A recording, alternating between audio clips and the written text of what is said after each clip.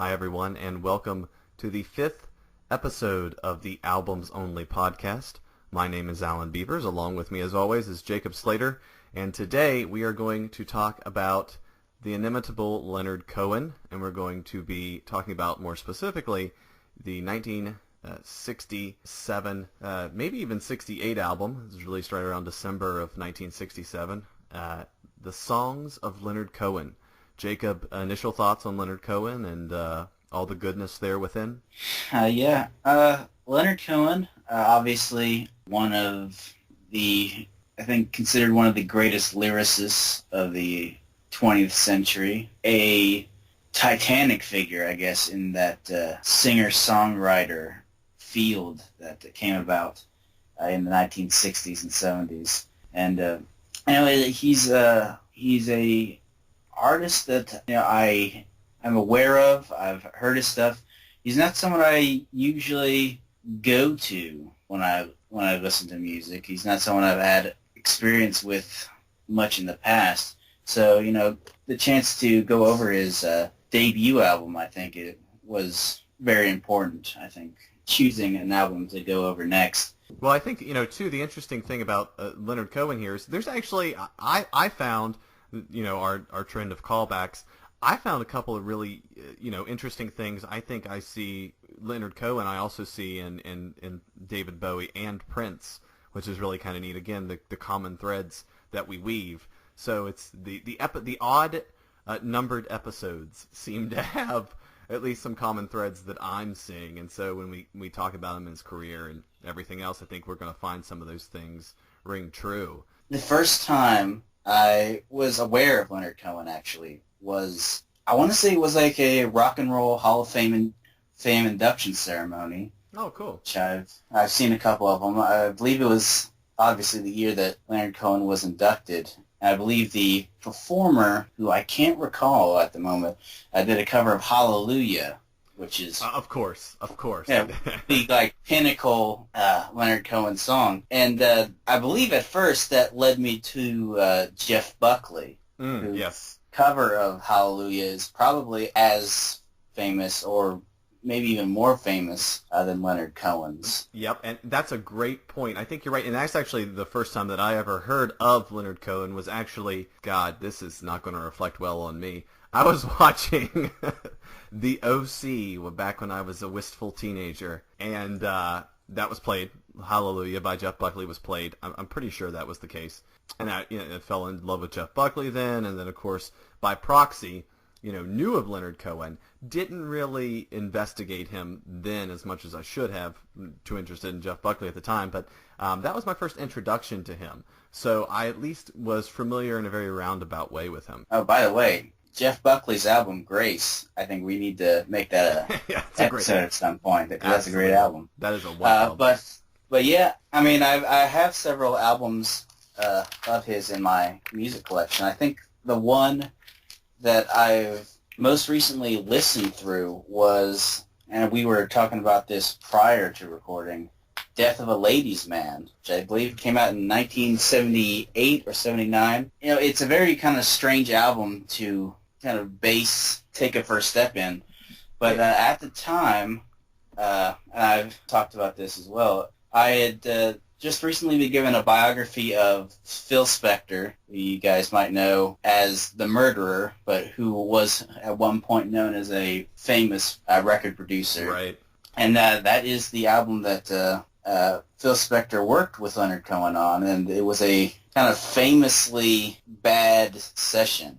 I think at some point Spector pulled a gun on Cohen. Right. It was very kind of messed up. I believe Cohen always kind of had bad feelings about the album. Supposedly, Spector never finished working on it. I came into that album through that, but yeah.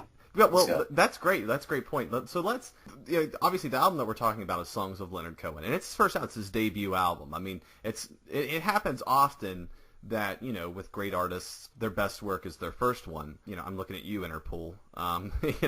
But other bands too. A lot of bands, their initial start is really, they've got, they've had those songs for a while, there's lyrics for a while, and they've worked on them, and then the first release is really their best work. With Leonard Cohen, that's debatable, obviously, but it's generally conceived that 1967 Songs of Leonard Cohen is his best work. From there, though, you've also got Songs from a Room, which is well regarded, and Songs of Love and Hate. And those sort of all work as the early albums together. They're very acoustic. They're very bare bones, almost brutally so, bare bones, but haunting in their own way. And Songs of Leonard Cohen and Songs from a Room, sort of very similar. Songs of Love and Hate, there's a little bit of a country feel to it, which is kind of interesting. And Cohen takes some more chances and whatnot with his work. Is there any comment that you'd like to make there with those big three? I actually have Songs of Love and Hate on my music collection.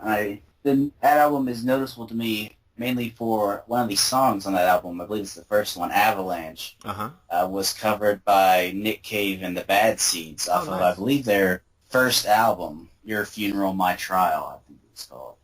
And I think it's Leonard Cohen is kind of built for these kind of dark, gloomy bands. Like, he's, not to disparage the man, he's obviously an incredible lyricist, but his lyrics are not usually considered, happy, fun lyrics. They're not. He's very considered, kind of very somber kind of guy, I think Leonard Cohen was. Yeah, and I think, too, it's like it's pretty much sensual or death.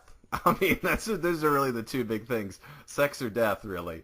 I mean, I think we had Prince earlier, who was sort of like that, who was, well, more sex than death for sure. Yeah, and that's an interesting callback that I wanted to make there, was because I felt like we've done Dirty Mind by Prince, and then now we're talking about Leonard Cohen. There's actually a common thread there. There's really two sort of sex appeals there. You've got sort of the smart, quiet, introspective thinker who when he's talking about it, it's very soft. It's a slow, soft seduction.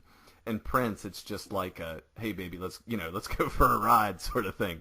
I think there's a really interesting dichotomy between the two, but they have that similarity, and with such different kind of music, you wouldn't expect that, but it's that's how rock and roll works, Yeah, I mean, I think what rock and roll is like founded upon is like being able to interpret sex in many different ways. Like, it's all about the very foundations of rock and roll. It's trying to tell a woman that you want to have sex with her. And I think whether it's kind of Cohen's taking from Rimbaud and all those early poets, or if it's Prince, he's doing it strictly on the basis of rhythm, musically, as opposed to Cohen's lyrically, I think. It all kind of leads back to the two main subjects of all humans, which is, procreation and death. Yeah. And I kind of want to talk about the album itself, and I think it's kind of very interesting because I think the title of the album, Songs from Leonard Cohen, I think, you don't really think about it, because I think in these modern times, you kind of consider it a matter of course that, the songs on the album are written by the person who performs them. But really, at the time of this album's release, that was a relatively new thing. Right. Going way back into, like, foundations of music, compositional music with Bach and Beethoven. Like, those people who wrote the music were not the people who performed it. They wrote it for orchestras, obviously. And all the way up until the 1950s, you had people who wrote the music and the people who performed the music. Obviously, I think the biggest example I can think of is, like, Jerry Lieber and Mike Stoller, who wrote a lot of Elvis Presley's biggest hits. Artists like Frank Sinatra and everything, they performed the songs, but they didn't write the songs. And even into the 1960s, it was a thing that you had people whose job was to create music for other people to sing. Like Sonny Bono got his start writing music. Tommy Boyce and Bobby Hart, who wrote songs for the Monkees. There was a very kind of big industry based around the writing of music. And it wasn't until, I'd say, probably Bob Dylan in the early Exactly. 60s Yep. who kind of became famous for writing music, and then John Lennon and Paul McCartney kind of leapt onto that thing, and there was then a market built around these are songs written by the performers, that it really kind of became a more commonly accepted idea for the people who write the songs to also perform them. And we started to see that in the late 60s, but especially in the 70s, this rise of the singer-songwriter genre. Right. So, Leonard Cohen, Bob Dylan, obviously, Paul Simon, Yep. Billy Joel, Elton John. It was really kind of in the 60s, a lot of things were kind of changing musically. And I think, the structure and how we saw popular music also changed very much. And that we kind of shifted away from kind of almost like in a film terminology, like a studio-based kind of creative process to an auteur-based creative process. And I think, and Leonard Cohen's debut album is a perfect example of that. I mean, it says Songs from Leonard Cohen. You got a picture of Leonard Cohen on the cover, so you know this is the guy who's singing the songs. And so, it's very, in a historical perspective, it's very, I think, interesting.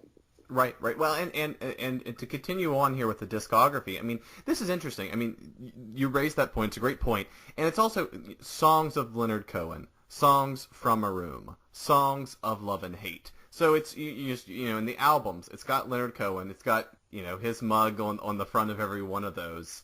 Very interesting. I mean, another thing about Leonard Cohen I find fascinating, so photogenic. You look at some of the pictures of Leonard Cohen, and the man almost looks like a Bond hero in a way. He looks sort of James, like what you might think a spy would look like. He just looks suave and debonair. I mean, even into his older age, he was just, very photogenic. But those first albums are big, and they're what his legacy is based on. In 1974, he releases New Skin for the Old Ceremony. I always thought of that title sort of relating to the fact that the music stays largely the same, but it sounds a little more clear. There's some strings. There's wider use of instruments there. It just sort of a good evolution of his sound. And then in 1977, of course, is the one that we really would like to talk about, and we find fascinating, which is 1977's Death of the Ladies' Man. Slater, if you'd like to comment on New Skin for the Old Ceremony, please do. If not, take it away with Death of a Ladies' Man, and we can discuss that a little more closely. Don't have anything about New Skin for the Old Ceremony, other than that it's like a very great title for an album. I really like, very poetic. But Death of a Ladies' Man, as I mentioned earlier, produced by Phil Spector, obviously in a very kind of rattled state. I believe this was one of the last albums that Spector produced. I think the last thing he did up until 2000s maybe was Rock and Roll High School by the Ramones. Right.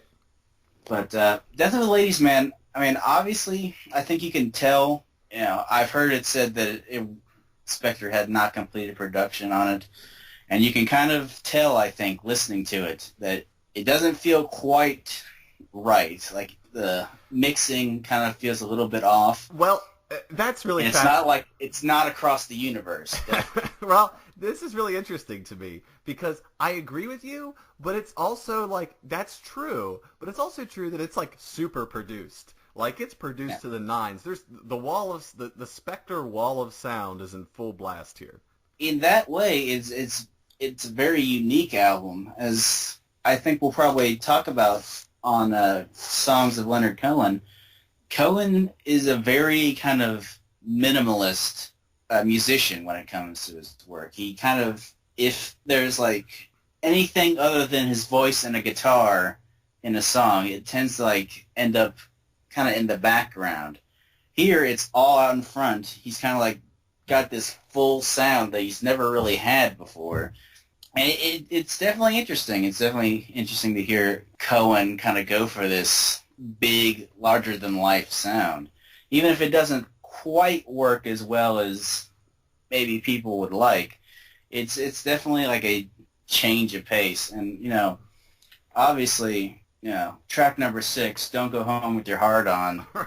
That's my favorite title. That's just... Yeah, it's very direct. I think I mentioned before recording that during the recording of Dirty Mind, Prince must have picked up Death of a Ladies' Man. He was like, I think he's got something here. Like this guy's got potential. It's actually a really good album. I really like it. I mean, Cohen's, say what you will about the production, Cohen shines through as, a master poet and a master lyricist. And I think his work is still strong in that area. And, 1977, there's like so many amazing albums that come out in 1977 too. Well, this one's definitely one of the most interesting. I like it because I don't think the songs are bad. Like I think some of these are actually quite good. Like "True Love Leaves No Traces," the lead-off track is really good. I think "Memories" is just fine. "Don't Go Home with Your Heart On," other than being a great name, it's a pretty good song too. Yeah. I think it's kind of like a country song a bit. A little bit. Yeah, it is. But it's nice to have Leonard Cohen be upbeat. And that's one of the other things that I wanted to say here. I have a few comments on this album. The first is that this is interesting to me, is that I think there's a parallel, a slight one, between Bowie and Cohen, in that they both weren't afraid to either try new things or sort of be, I don't want to say be a prisoner to their time, but to be in touch with what's going on at the moment. Because for Cohen, the 60s and early 70s, a singer-songwriter. By the 70s, by 77, he's willing to try, Phil Spector's Wall of Sound. I mean, that's completely about the opposite it gets to Leonard Cohen's early work. And then by the 80s, which we'll talk about, he's really incorporating synths and sort of keyboards into his music. They're still spare and sparse, but they're very of their 80s keyboards. But I just find that fascinating, that there is sort of that parallel too between he and Bowie, that they're not afraid to try new things. The other thing that I love about this album is the cover. This has one of my favorite covers of any rock and roll record.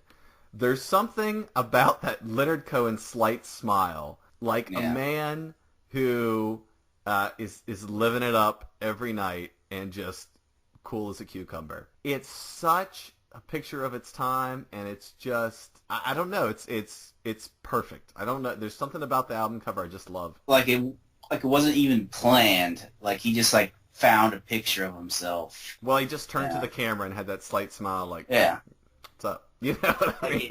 It's excellent in its kind of seemingly lack of artifice and plan. Right. I think. It just feels really natural. Got any opinions about the 80s? A lot of... In general? No, I'm kidding. I mean, you said that Cohen, like Bowie, kind of wasn't afraid to try new things. I think a lot of artists, I think I've mentioned this before, that once the 80s rolled around, a lot of these artists of this, kind of 60s and 70s era kind of had to change with the times. And some of them kind of made it out, and some of them couldn't really cope with, what was popular. Well, what's interesting is I think 1979's Recent Songs comes out 2 years after Death of a Ladies' Man. I think that's Leonard Cohen basically saying, look, I'm not going to completely change my formula, and what I did in 1977 with Phil Spector was some crazy stuff. Didn't work out how I wanted to.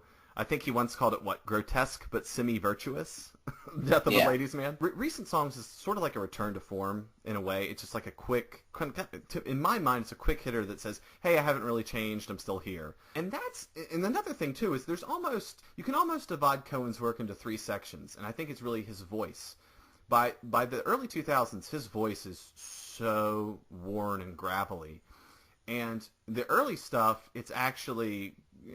it's fine. It's sort of the voice that you know him with. And 1979's Recent Songs is sort of the last time where you hear that voice that you could still hear in the 60s. By the time 1984's Various Positions comes around, things have changed. And I kind of view 1984's Various Positions, 1988's I'm Your Man, and 1992's The Future in the same line, because they sort of had that 80s thing going on.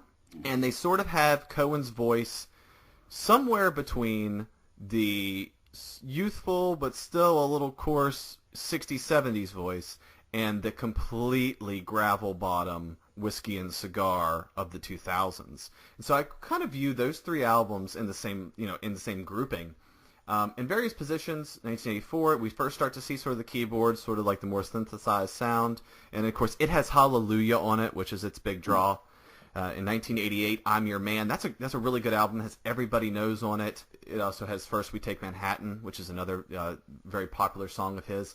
And 1992's The Future is somewhat forgotten, but it, too, has a nice little interesting, almost Paul Simon-esque song called Closing Time, which kind of reminds me of somewhere between Graceland and Rhythm of the Saints, like it would fit on there. So, to think that the song that Leonard Cohen's most known for, Hallelujah, would come out so long after he started his career. Started in 1967, and then he's got an album in 1984 which has one of his most popular songs of all time. And it's very kind of great to see an artist who's able to stay creatively vital over what was already a very great selection of albums. And it kind of shows that he still kind of had it, much like Bowie had it, and which I think, honestly, Bob Dylan didn't. Comparing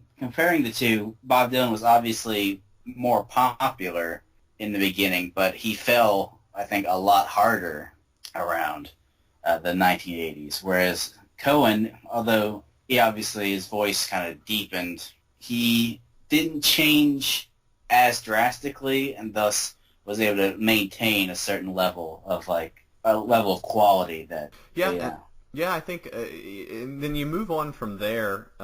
2001, 10 New Songs. By the time 10 New Songs comes around, and this is sort of more jazzy, loungy kind of sounding in my mind, his voice has deepened quite significantly, I think, from 1992's The Future. Granted, it has been 9 years, and Cohen was quite the smoker, so there's no surprise there. 2004's Dear Heather might be the most avant-garde or weirdest of his albums. The sounds there are a little more different than what you would normally hear from him. He did a lot of touring. In 2012, he comes back with Old Ideas. In 2014, there's Popular Problems, which has some really good tracks on it. And then in 2016, he releases You Want It Darker, which, the title track is amazing. Arguably one of his absolute very best songs, dealing with death and his own mortality. He dies, I think, less than 3 weeks after after the album's released. And again, there's a sort of a Bowie callback. Cohen didn't plan You Want It Darker to be his last album. I think he gave an interview where he said he had more stuff that he wanted to get out there, but this album feels like the last album. It feels, the title's You Want It Darker, you turn out the flame. And that's, what happened. But really great close to his career. He had a good resurgence there. I think from 2012 to 2016, he really felt the end was nigh and worked hard. And You Want It Darker is a really good album. Yeah, I haven't been able to listen to it myself, but I always kind of saw that Cohen kind of embraced touring, kind of embraced live shows. And I think that's... Even into his 70s and 80s. That's crazy. Yeah. And you kind of see a lot of artists do that. You can always see the Rolling Stones do something. But I think it's kind of nice to see Leonard Cohen do it, a man who is he doesn't really have that same rock and roll spirit. He's kind of cool. He's kind of wizened with age, but he's still putting out great performances. He's still bringing energy into his work where you might think he wouldn't. He'd kind of slow down. Right. Absolutely. But to see him, a fantastic performer. It was definitely sad to see him go because obviously he was an enormous talent, and especially 2016, we lost David Bowie, we lost Prince, and we lost Leonard Cohen. I promise you, we're not planning this. We're not trying to get people who all remind you that death is always near you. Right. Well, choices, but... Right. Well, everyone that we've covered Yeah, I mean, we've just there's been a lot of death, but hey, that's what we talked about with that being the essence of rock and roll. That's one of the big two. It's either sex or death, people. Sorry. But yeah, so why don't we get to the album proper? Let's do it. With the first track, Suzanne. Whenever I want to listen to Leonard Cohen, this is one of the first songs I come to because it's a very beautiful song. I think it's like definitely 60s. When I hear this album, I think, yeah, this is late 1960s, just from like the way things that Leonard Cohen says. I love it. This is so. I mean, it tells a story like Dylan does, but I actually find Cohen more engaging because Cohen's more physical, I guess, with his descriptions. Big description, big describer of bodies. So you can hear the boats go by. We can spend the night, and you can spend the night beside her, and you know that she's half crazy, but that's why you want to be there. This is great stuff. I like that. And then she gets you on her wavelength, which that's definitely like, yeah, this is the 60s. Like no one before or after talks about getting people on their wavelength. Beyond that, it's like a psychedelic song almost. That's like the imagery of, for you've touched her perfect body with your mind, right. I think, kind of is implying a kind of metaphysical connection that really was, obviously incredibly prevalent in the 1960s when psychedelic music was big. And the sun pours down like honey. Yeah, like very psychedelic imagery. It seems like, besides the fact that Jesus is mentioned in like the second verse, I think it definitely seems like a love song and also a very religious song. Like it seems like this person is kind of devoting himself to the woman in this story in almost a religious way. Yeah, and that rings really true. I mean, even Hallelujah, the big Leonard Cohen song that everyone knows or is familiar. Well, not everyone, obviously, but a vast amount more people than who know Leonard Cohen know the song Hallelujah. And obviously, the religious imagery in that is forefront. So. And I think my favorite part of this song is the backup singers. The way they just like come in and it just like raises up this song, which is already very good, into like raises up into the heavens. We're already dealing with like heavenly imagery. Like these backup singers it just hits like this note for me that really affects me. Like it's very beautiful. And it's almost not really noticeable. Like it kind of comes in quietly, like a lot of stuff on this record, but it is so effective in the way they use it. Yeah, absolutely. And I think, Suzanne was the first song. I think it was one of the very first songs played on radio for Leonard Cohen, if not the first one. So, and it's a big one. I mean, Suzanne is big. It's definitely like a singles song, I think. It is. And from there, we move to another song that he's well known for off this album, Master Song. Yeah, I mean, and when you're going to listen to this album out there, listeners, I think you can like divide the songs on this record into kind of wistful Leonard Cohen and like dark and somber Leonard Cohen. Yeah. And I think Suzanne was like the happy, wistful song, and then Master Song is the dark song, like the first dark song on the record. Yeah, again, almost like Baroque. I mean, Baroque and haunting, but very sparse, though, too. That's the other thing, too. I mean, you're really only getting a guitar, maybe some light accents, and Leonard Cohen's voice. That's really what you're getting on a lot of these tracks. So when you listen to it, it's completely, but that's the masterwork here. It's completely engaging. The differences here are very subtle. I think, like, it kind of, like the second verse or something, like, along with the guitar, you might, like, hear a little bit of horns. And, like, the second time, it'll be, like, a bit of guitar. And then it's, like, with the horns. And then the violin will come in the next time you kind of get to this chorus line. And then, like, by the end, you got, like, the keyboard coming in. It is a very simple song, and yet there are, like, these musical difference that kind of, like, spices things up. Looking at the lyrics, I'm not sure what this song is about. When I looked over it, I almost thought it was, like, about Ava Braun. Like, I don't know, like the way that this person is describing this girl's master, Uh-huh. like about this like slavish devotion to him. It kind of almost seemed like it was a relationship much like I assume Ava Braun had with Adolf Hitler. You know, did Adolf Hitler have a German Shepherd? Because if he did, He did did he actually. really? Blondie, Wow. which Wow. the band was named after, actually. You know, at first I laughed because it was a little bit. It was like, yeah, right. A little bit of that laugh was, yeah, right.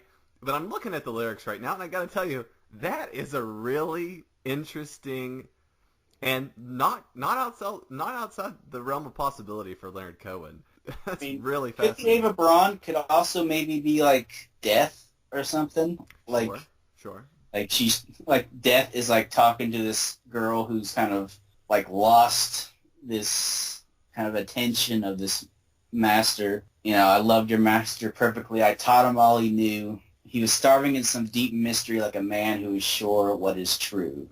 Yeah. Like there's this implication either that this is like, you know, a former lover who is kind of fallen upon hard times. You know, obviously there's this implication that they're a prisoner, so it's kind of hard to say. You know, obviously, like one of the good things about going for this album was, you know, you can talk about songs in a musical sense and a lyrical sense, and I think kind of going over what Cohen is trying to say in this song, I think, you know, kind of dissect it lyrically is very interesting. So you can read the lyrics for yourself. You can Well, decide what you listeners out there. right. Well, I Yeah. got to tell you, the Hitler thing, I just keep reading over these, and you know how it is once you put an idea in someone's head, then Right. they just perceive it that way. But now I'm totally perceiving it in a historical sense with that sort of lens on top of it. So that's actually really neat. I appreciate that. From Master Song, we move on to Winter Lady. It's a very short song. It is, in fact, the shortest song on the album. It's a very kind of slight song. I kind of like the way that Cohen sings this song. It's very reminiscent of like English folk specifically rather than American folk music. Cohen wasn't British, but he was Canadian, so he probably had a connection with British folk as much as he did with American folk. It definitely felt like a kind of British folk song. I think there's like some flute in there. I think, based on the lyrics, I think this song is about a highwayman. It is a highwayman who has gone to like take or kill this woman. Okay, Yeah. I sort of took Third it as verse. I sort of took it as a one night stand, but that's interesting. Go ahead. Yeah, just like the lyric, and why are you so quiet now, standing there in the doorway? You chose your journey long before you came upon this highway.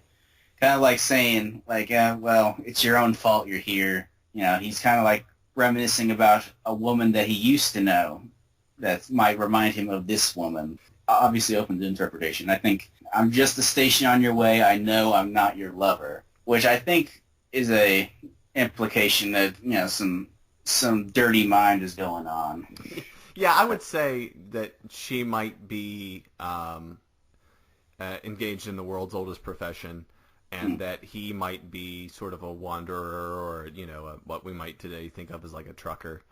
And they've made an arrangement, and he's writing about it. Essentially, that's sort of how I'm looking at it now, and sort of seeing it, and kind of making it into like this kind of almost love song. Almost, he's kind of dressing it up in a lot of ways.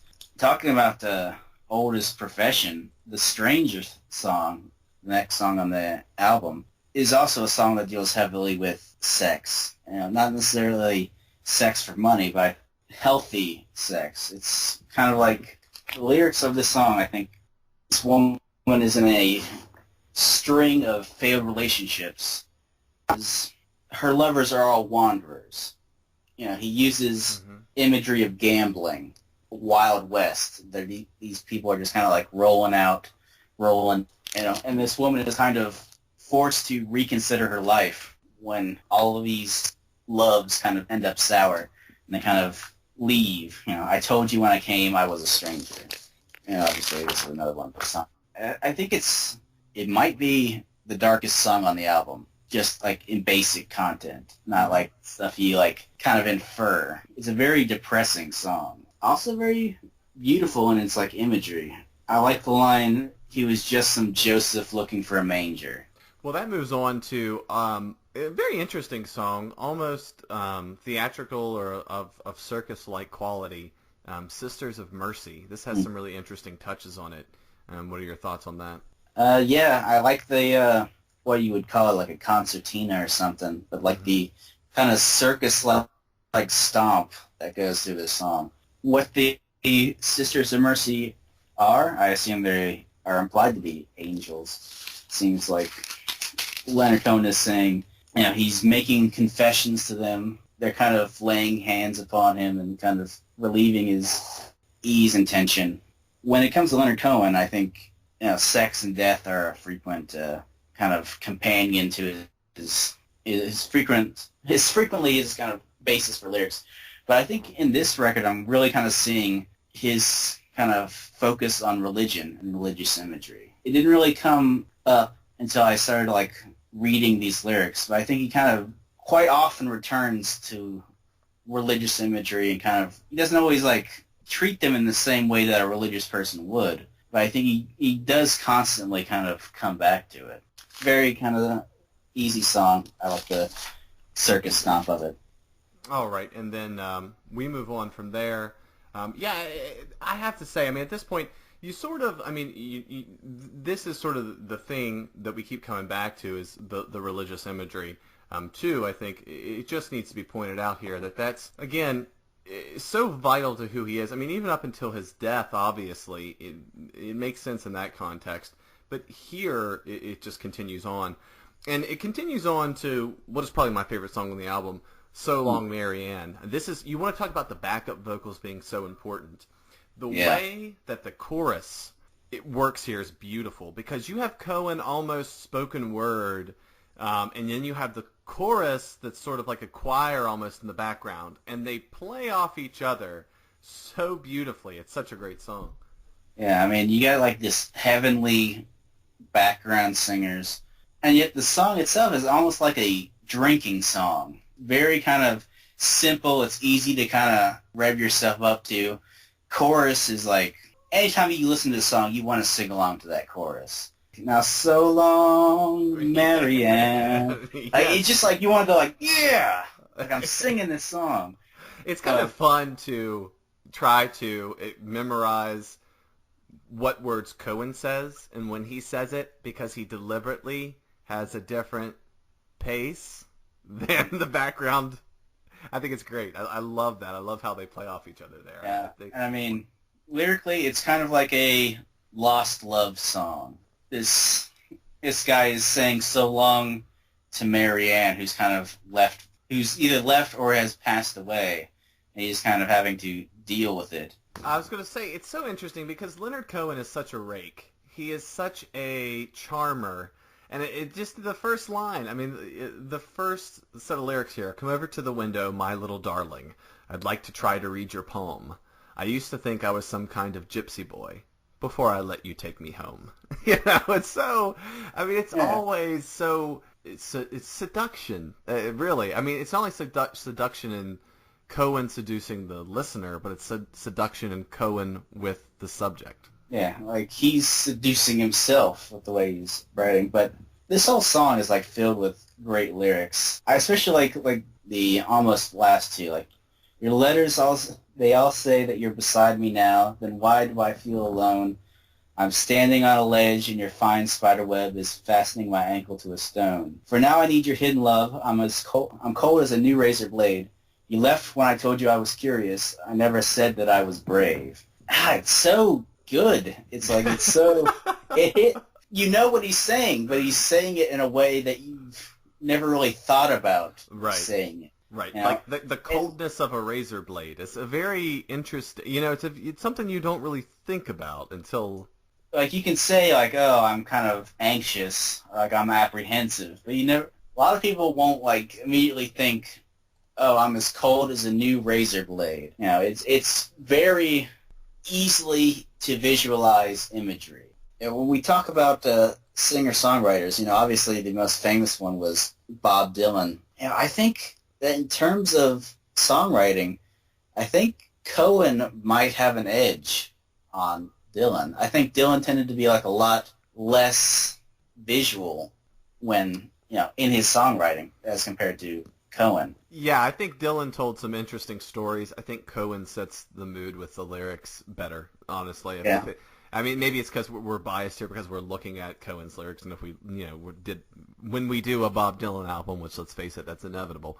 But when we do that, maybe we'll feel differently. But I agree with you, at least in terms of paints a picture that Dylan could tell a story, but I think Cohen can paint a picture.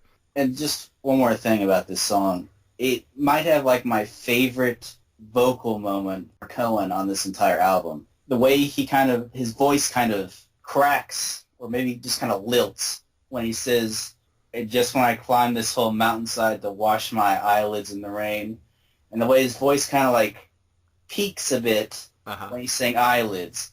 For some reason, that always like gets me. It's this part I always remember. Well, that's interesting because apparently Cohen was criticized for his voice, which, I mean, let's be honest, it's not, and neither was Dylan's, but it's not the pinnacle. And even on songs like Bird on the Wire from 1969, that is a well-known song. Chris Christopherson has talked about how much he loves that song. He's going to have a lyric on his epitaph. That too reminds me that like he's trying. It's a very his performances, or vocal performances early on, are so honest. They're just him. He is who he is, and he's not trying to.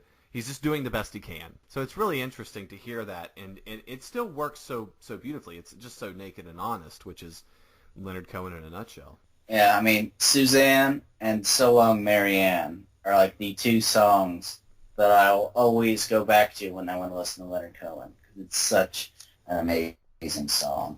Yeah, I was just going to say, just go right into it. Hey, that's no way to say goodbye. This is a pretty basic love song, just sort of like a in bed the morning after appreciation kind of song. So yeah, it's a very kind of simple song. It's a very short song. Kind of brings mind back to Suzanne. I think there's a lot of similarities between this song and that one. Backup singers also really kind of helping this song along. Just like the bum, ba-da-da-da-da, like very slight, like you would barely even notice them, but it just like raises up this song, I think, from from an 8 to a 10 almost. Right. And like I said, it's like in this album, like there's so many things that you can just miss if you're not paying attention. Like the kind of instrumentation, the ornamentation almost, that kind of peppers these songs along. You might not even notice them at first, except for maybe like Suzanne and So Long Marianne, where you have like these, where the backup singers take prominence. But it's like, it's so subtle, and yet when you actually get down and you hear it, you can't not, not hear the song without that anymore. Like it adds like just this texture to it. And that's very impressive for an album released in 1967, recorded in the mid 67, for a debut artist that is a poet. That's just I mean, you consider what albums were coming out in 67. The Beatles are putting out stuff. Beach Boys were redefining music and how it could be arranged. And then you have Leonard Cohen, who's like, he's just kind of doing the guitar and voice thing, doing a Dylan, but it's just so subtle in the way it uses kind of expanded musical taste, and it just works in a way that you really kind of don't appreciate until you sit down and you actually listen to it. He's not doing pet sounds, but he's kind of expanding his sound in his own way. So from there, we move on to the three closers here: Stories of the Street, Teachers, and One of Us Cannot Be Wrong. These, honestly, in my opinion here, these are the weakest tracks of the set. I mean, it's sort of a top-heavy, but there's still some good stuff here. Well, I really like Stories of the Street. I actually put this down as one of my top songs on this. Oh, good. Like, it's a little bit different from what was coming before it. I think I really like there's a very heavy duality theme in this song. Like almost every verse involves some kind of line where he's got one thing in one hand and like one eye filled with blueprints, one eye filled with night. It's a very depressing song, I think. It involves suicide, I think. It involves kind of this post-war, even like pre-war malaise that comes upon people. I like the line, and if by chance I wake at night and I ask you who I am, oh, take me to the slaughterhouse, I will wait there with the lamb. I really like that line. And I think it kind of references, this kind of war malaise. I think it also kind of represents this kind of feeling that can come upon with urban life, like this kind of feeling of insignificance, of being kind of lost in this big sea. That's a great people. point. The Cadillacs go creeping now through the night in the poison gas, and I lean from my windows still, and this old hotel I choose. There's definitely that. There's this sort of longing to get back to nature, to have a farm, to run the farm with you, that sort of thing. So yeah, it's a great point there. There's sort of a man versus nature thing going on here, man in harmony with nature. We are so small between the stars, so large against the sky, and lost among the subway crowds, I try to catch your eye.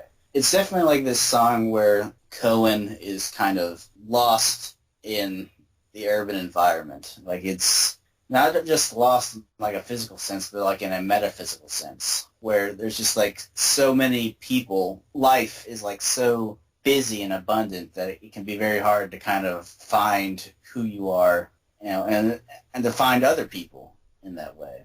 And from there, we move on to Teachers. Yeah, I think there's a bit of Spanish guitar on this song. Mm-hmm. Kind of feels like it. It's one of those very simple songs, I think. It seems to deal with a person who tried to find love.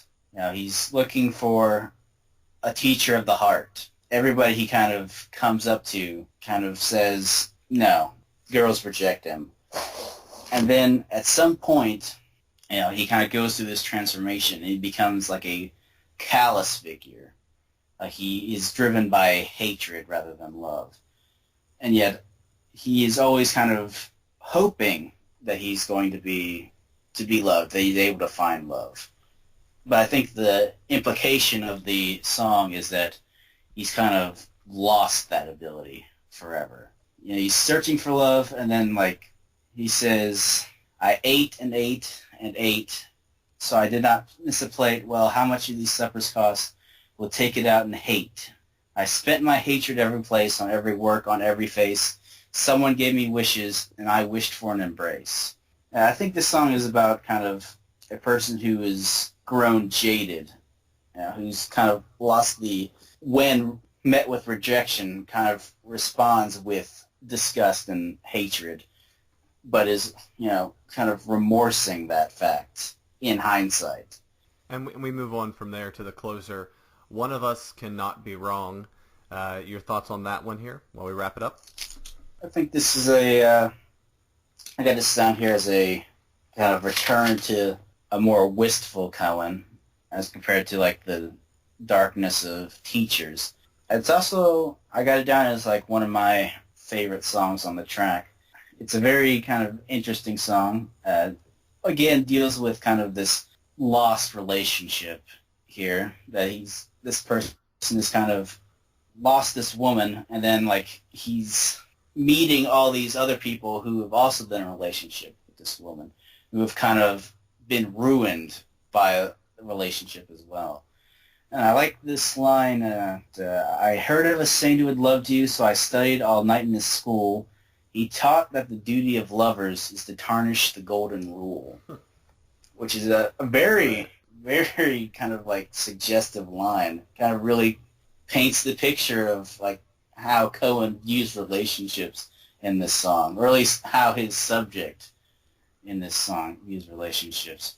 Kind of like how the end where it like first goes into whistling, like it's kind of happy and wistful, and then like by the end he's like just screaming in the background, just yelling, yes, primally, attempting to put on a brave face. and yet Right.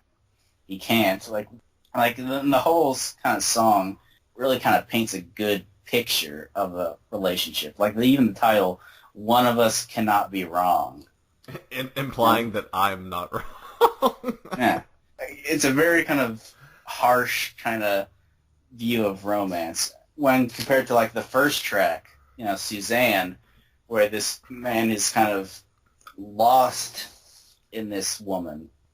By the end of it, he's just like, just screaming in the background because just stuff has gone completely wrong for him.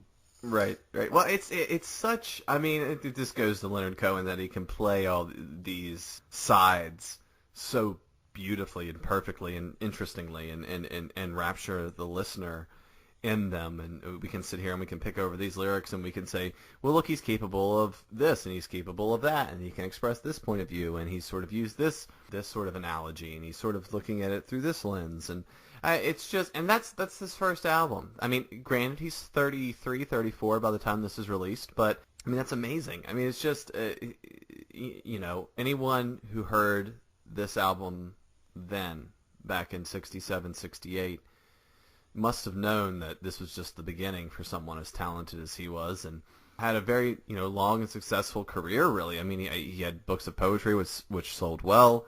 He had albums. I mean, "I'm Your Man" in 1988 was a well-received album. His latter albums, "Old Ideas," "Popular Problems," and "You Want It Darker" did very well in Europe. Were top 10 in various countries. A well-respected man who people, in a lot of circles really enjoyed.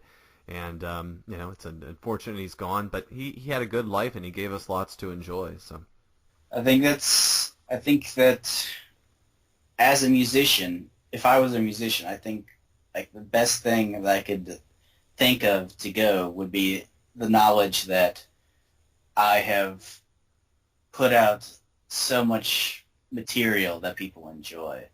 That if I've put out stuff that people will be able to listen to and like get enjoyment from afterwards, then I think I would have passed on a happy man. And I hope that Leonard Cohen felt that love. I hope he felt that he had touched a lot of people with his music, as I hope that Prince and David Bowie and Miles Davis and probably the 100 other dead people that we're going to profile on this podcast. I hope they know that their work has touched people profoundly, because I don't think a lot of people get that opportunity to know that they have affected people's lives in that way. Absolutely. Absolutely. Well said. I think that'll wrap it up for episode 5 here. I have to say, Jacob, always a pleasure. Remember, everyone listening out there, you can get at us on Twitter @AlbumsOnly. You can reach us @AlbumsOnly. You can also reach us on the old-fashioned email at albumsonlypodcast@gmail.com. Jacob, thanks as always for joining me, and we'll see you next time, listeners.